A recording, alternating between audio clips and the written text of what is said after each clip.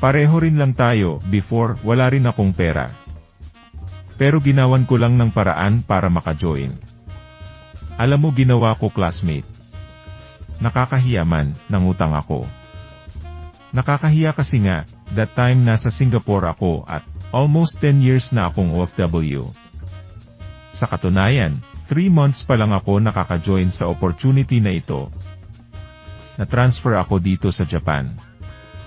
So, sa madalit sabi dito ko pa nabayaran ang mga inutang ko. After the following 3 to 6 months pa. Sakto rin kasi, that time na naghahanap na talaga ako ng another opportunity, source of income. Kaya madali akong napajoin dito. Maaaring naisip mo rin ito, na, kung hindi ko gagawa ng paraan maka-join. Malamang, ang problema ko sa pera ay magiging paulit-ulit sa mga susunod pang taon.